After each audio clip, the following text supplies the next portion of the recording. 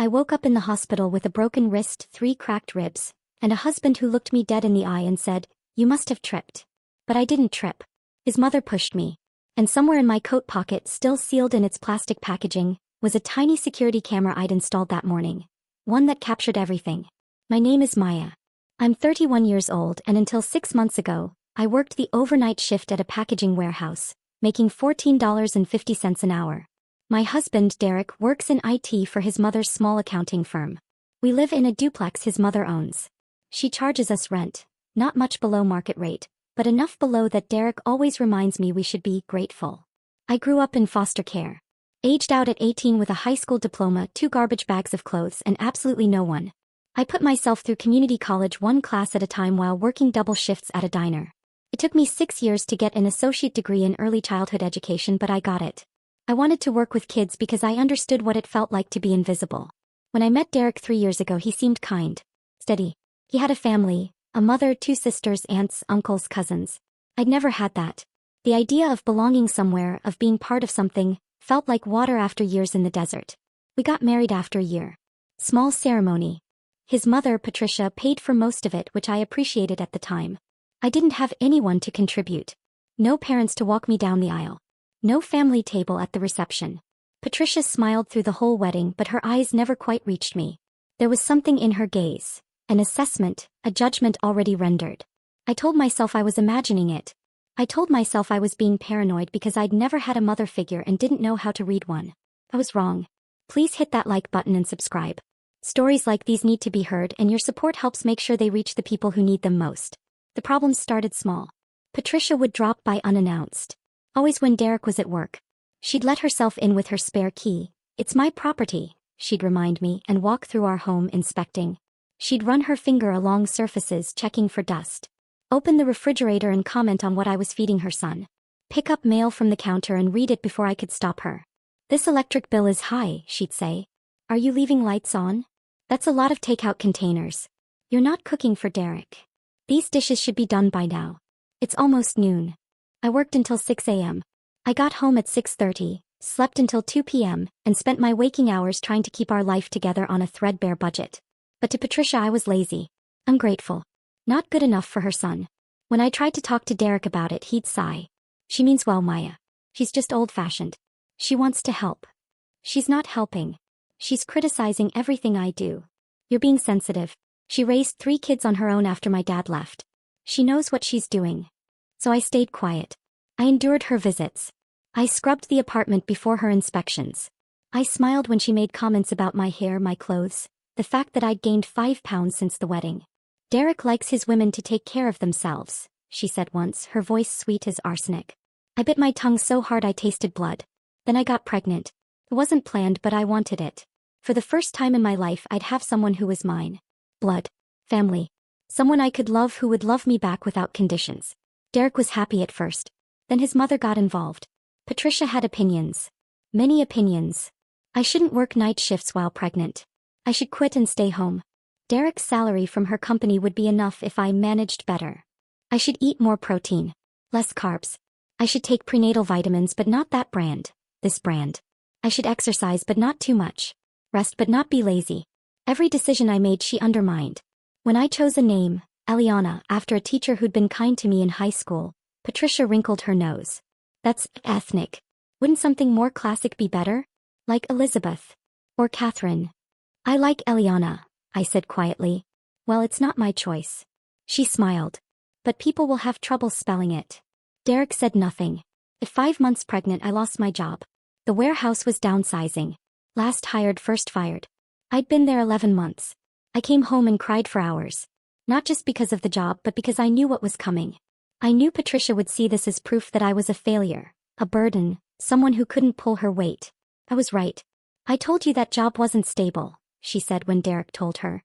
"Now what? You're going to live off my son?" "I'm looking for something else," I said. "I have applications out." "At 5 months pregnant? Who's going to hire you?" She looked at Derek. This is exactly what I was worried about. I wanted to scream.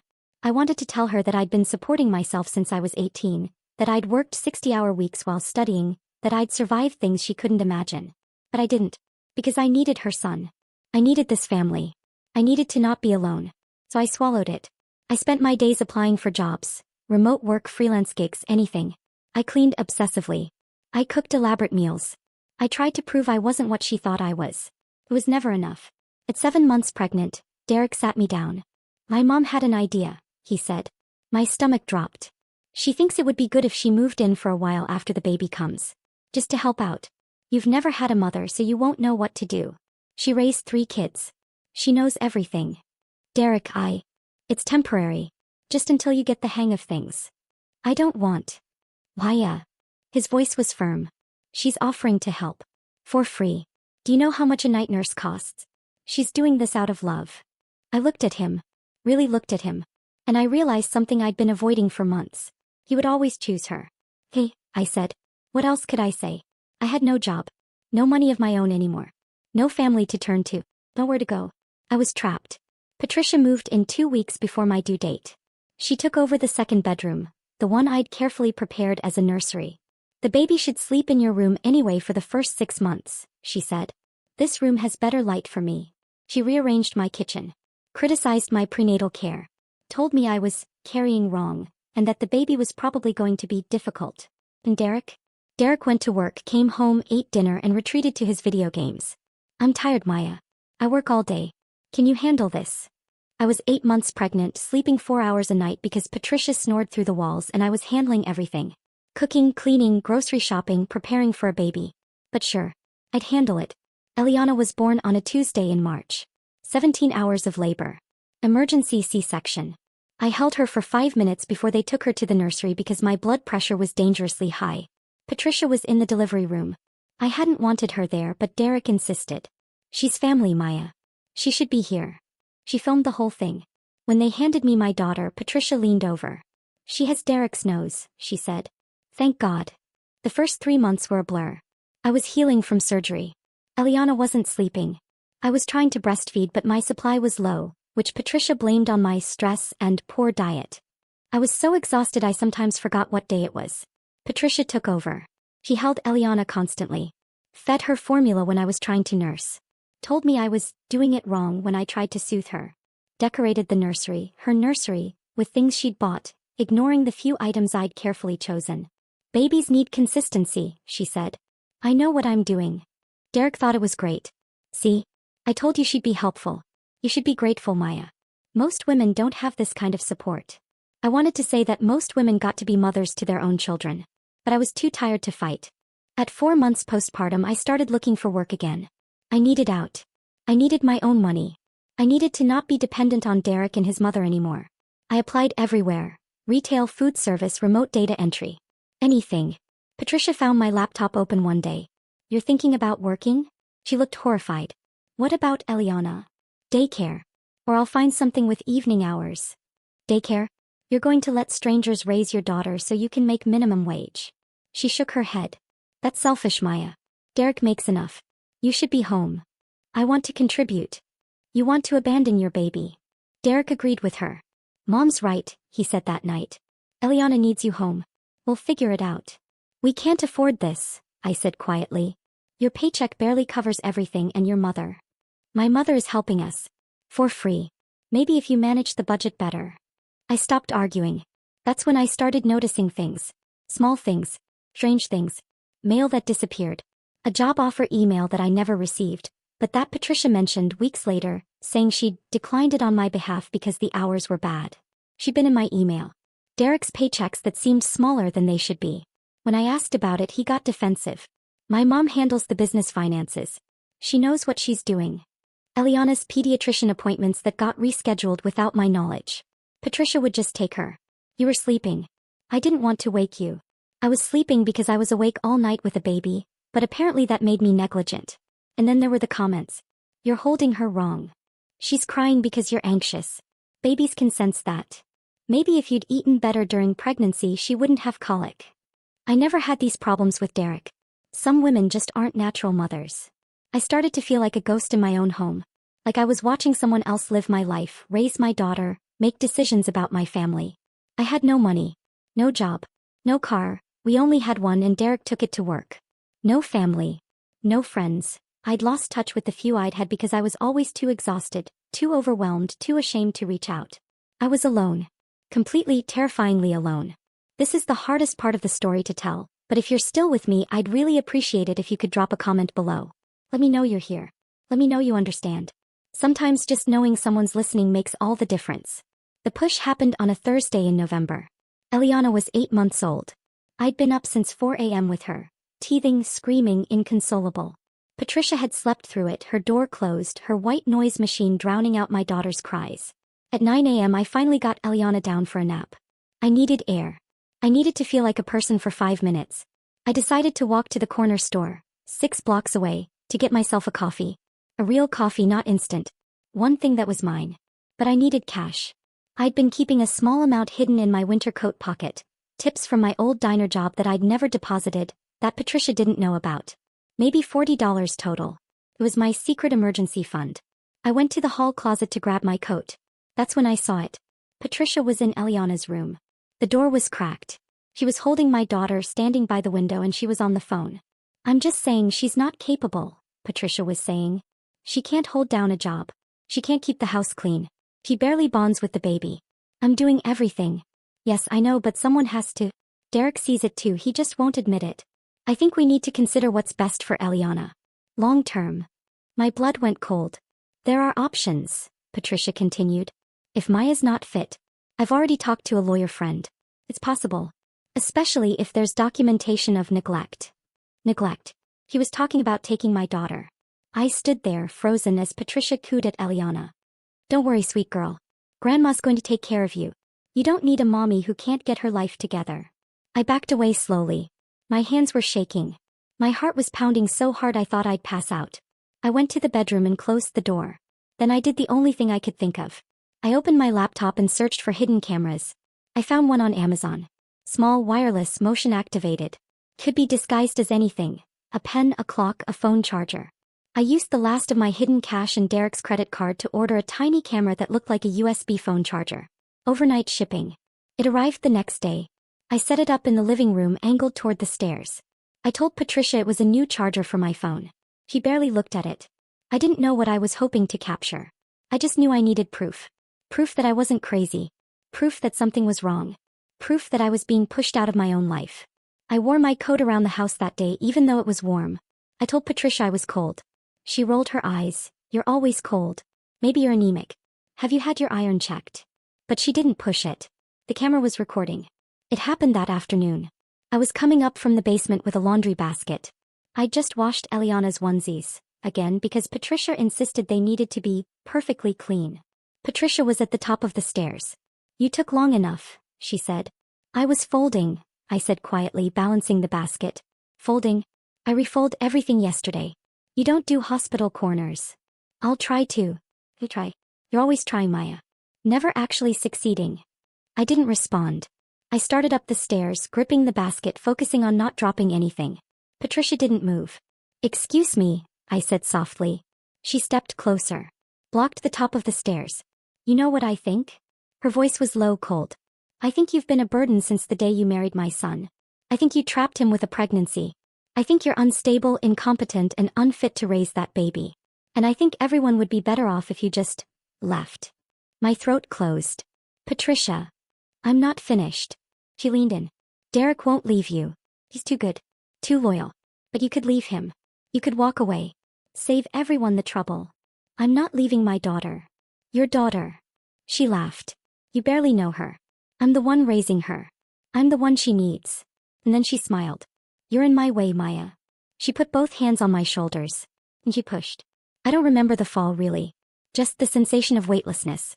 The sharp edges of the stairs. The crack of my wrist against the wood. The explosion of pain in my ribs. I landed at the bottom in a heap. The laundry scattered everywhere. I couldn't breathe. Couldn't move. Patricia walked down slowly. Oh my God, she said loudly. Maya. Are you okay? Derek. Derek. Her voice was panicked. Convincing. Oscar-worthy. Derek came running from the garage. What happened? She fell. I was just standing here and she must have tripped. I tried to speak. Tried to say she pushed me. But I couldn't get air into my lungs. Everything was white-hot pain. We need to call 911, Derek said.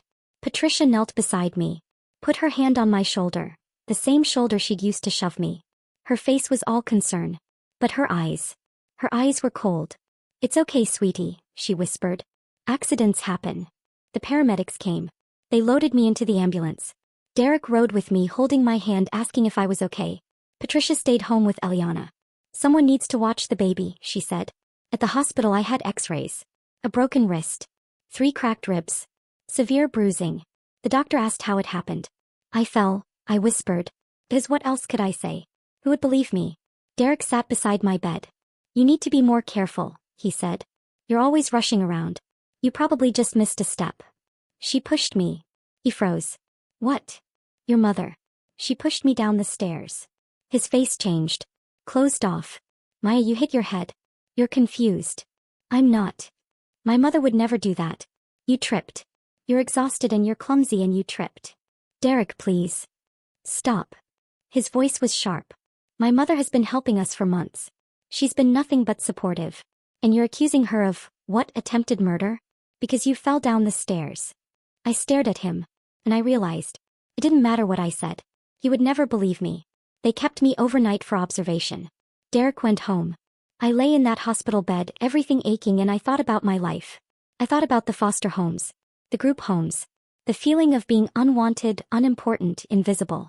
I'd spent my whole childhood waiting for someone to choose me, keep me. I thought I'd found that with Derek, with his family. But I was still invisible, still unwanted, still fighting to exist in spaces where people were trying to erase me. And then I remembered. Damn. I checked myself out the next morning against medical advice. My wrist was casted. My ribs were wrapped. Every breath hurt. Derek picked me up. Patricia was in the back seat. She'd brought Eliana. "Oh, sweetie, I'm so glad you're okay," Patricia said, all warmth and concern. "We were so worried. You really need to watch where you're stepping." I said nothing. At home, Patricia helped me inside. Got me settled on the couch. Made me tea. Played the role of concerned caretaker perfectly. Derek went back to work. "I can't take any more time off, Maya. We need the money." Patricia stayed. She brought me lunch. Adjusted my pillows. Held Eliana where I could see her but not reach her. "You need to rest, dear. Don't strain yourself." And all I could think about was the camera. The camera that was still plugged into the wall, still recording, still sitting 6 feet away disguised as a phone charger. I waited 3 days. 3 days of playing the role of grateful invalid. 3 days of letting Patricia take care of me, take care of Eliana, take control of everything. 3 days of Derek telling me I needed to apologize to his mother for accusing her in the hospital. On the 3rd night, when everyone was asleep, I took the camera. I locked myself in the bathroom with my laptop. My hands were shaking so badly I could barely type. I downloaded the footage. And I watched. There it was. Clear as day. Me coming up from the basement. Patricia at the top of the stairs. The conversation. Every word audible. Her moving to block me. Her hands on my shoulders. The push. My body falling. The sound of impact. And then her face. For just a second before she started her performance, her face was satisfied. Almost pleased. Then the mask came down and she became the concerned mother-in-law, screaming for Derek. I watched it 3 times. I had proof. If you're feeling angry right now, I need you to stick with me. Because this is where everything changes. Please hit that like button if you want to see what happens next. Your support means everything. I didn't confront her immediately. I should have. Maybe. But I'd learned something in my life. Proof only matters if the right people see it. If the right people believe you. I copied the footage to 3 different places. Cloud storage. A USB drive. I emailed it to myself at an old account Patricia didn't know about. Then I started planning. Not revenge. Not at first. Just survival. I needed to get out.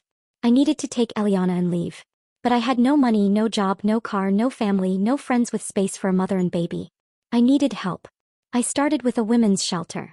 I called from the bathroom while Patricia watched Eliana, and I explained my situation. They had a bed available in 2 weeks. Not ideal, but it was something. Then I contacted a legal aid clinic. Explained that I needed help with custody, with divorce, with a protective order. The lawyer I spoke with was kind but realistic.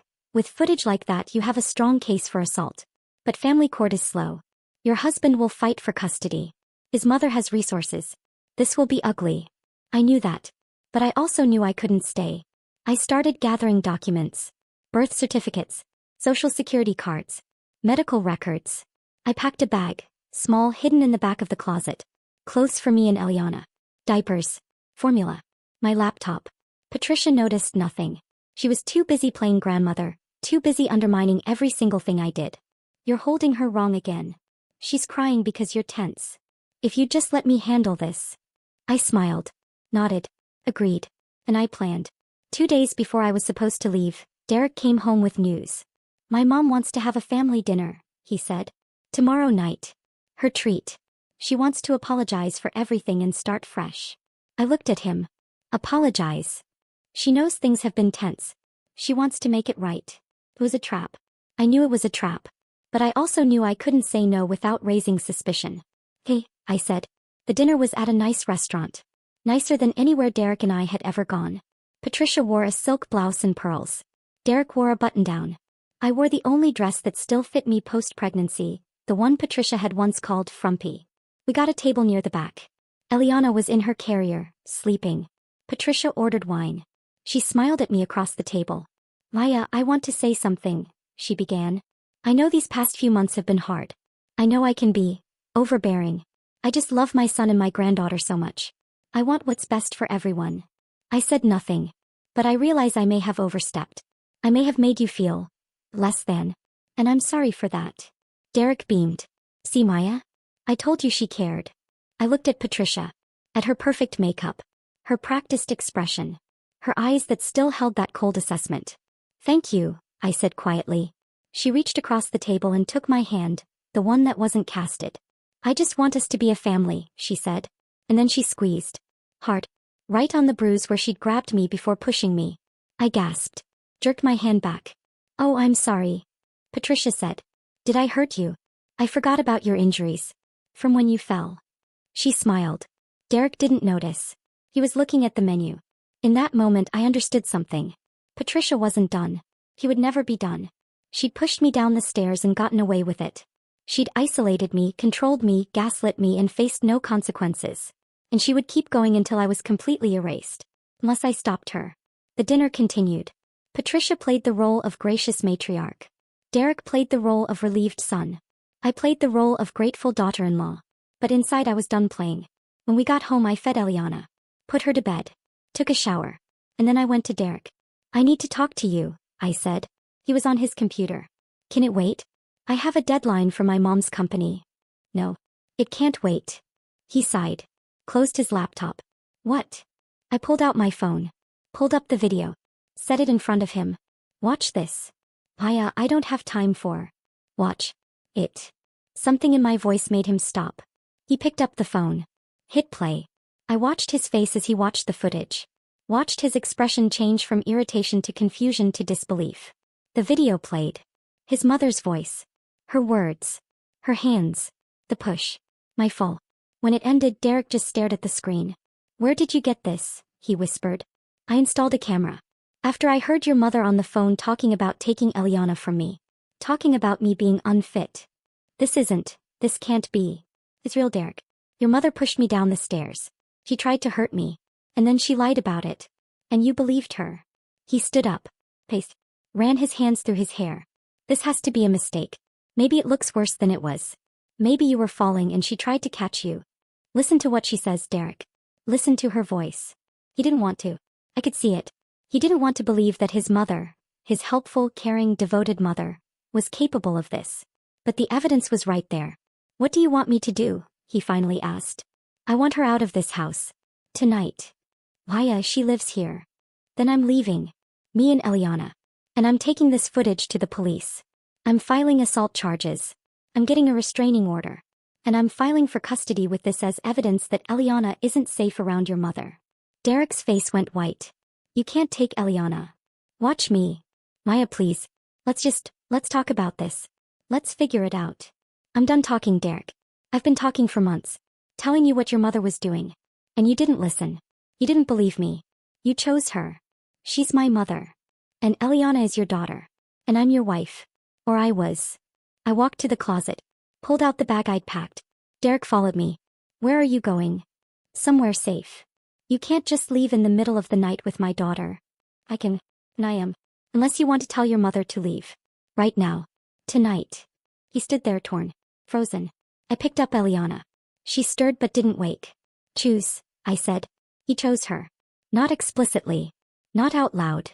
But in his silence, in his inability to act, he chose her. I walked out. I drove to a motel, used the last of Derek's credit card to book a room for 3 nights. After that, I'd go to the shelter. I didn't sleep that night. I just held Eliana and cried. For the family I'd wanted. For the life I'd thought I'd have. For every moment I'd endured because I'd been too afraid to be alone. But I wasn't afraid anymore. I'd been alone my whole life. I'd survived it before. I'd survive it again. I filed charges the next morning. The police watched the footage. Took my statement. Went to the house to question Patricia. She denied everything. Said the video was doctored. Said I was mentally unstable. Said I was trying to destroy her relationship with her son and grandchild. But the video was clear. Undeniable. They arrested her. Derek called me that night. He was crying. How could you do this? He said. She's my mother. They arrested her. They're charging her with assault. She assaulted me. She's 63 years old, Maya. She's not a criminal. She pushed me down the stairs while I was holding a laundry basket. I could have died, Derek. I could have been paralyzed. She said she didn't. The video shows she did. Silence. Why didn't you just talk to her? Derek finally said. Why did you have to involve the police? Because talking doesn't work when no one listens. He hung up. The legal process was slow, messy, expensive. Patricia hired a lawyer. A good one. They argued that the video was taken without her consent, that it violated her privacy, that I was vindictive and unstable. But the video was legal. And the evidence was clear. In the end, Patricia pleaded no contest to misdemeanor assault. She got probation, mandatory anger management, and a restraining order keeping her away from me and Eliana. It wasn't enough. Not really. But it was something. Derek filed for divorce. He wanted shared custody. His lawyer argued that I was alienating him from his daughter, that I'd been dishonest and manipulative, that I'd set up a camera to trap his mother. My lawyer presented the full context. The isolation. The control. The verbal abuse. The phone call about taking Eliana. The push. The judge was a middle-aged woman with tired eyes. She listened to everything. Watched the footage. Read the statements. And then she said, I see a young mother who was protecting her child the only way she could. Petition for sole custody granted. Father may have supervised visitation until further review. Derek looked at me like I'd destroyed his life. Maybe I had. But I'd saved mine. I know that was intense. Thank you for staying with me through all of that. If this story moved you, please consider hitting that like button and subscribing. Your support helps stories like these reach other people who might need to hear them. That was 8 months ago. I'm living in a small apartment now. 1 bedroom. Eliana and I share it. I got a job doing remote customer service, enough to pay rent and keep us fed. It's not much. But it's mine. Derek sees Eliana twice a week. Supervised visits at a family center. He's polite. Distant. He still thinks I'm the villain in this story. Maybe someday he'll understand. Maybe not. Patricia sent me a letter last month. It was forwarded through her lawyer. She wanted me to know she's in therapy. That she's working on herself. That she hopes someday I'll let her be part of Eliana's life again. I haven't responded. I don't know if I will. Last week, I ran into one of Derek's cousins at the grocery store. She stopped me in the cereal aisle. I just wanted you to know, she said quietly, that a lot of the family has seen the video. Derek's sister sent it around. We didn't know. We didn't know what Patricia was really like. Hey, I said. We're sorry, she continued. We should have seen it.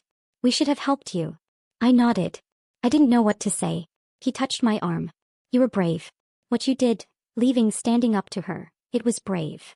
After she left, I stood in that aisle for a long time. Brave. I'd never thought of it that way. I just thought I was surviving. Eliana is 14 months old now. She's walking. Babbling. She has Derek's nose like Patricia said.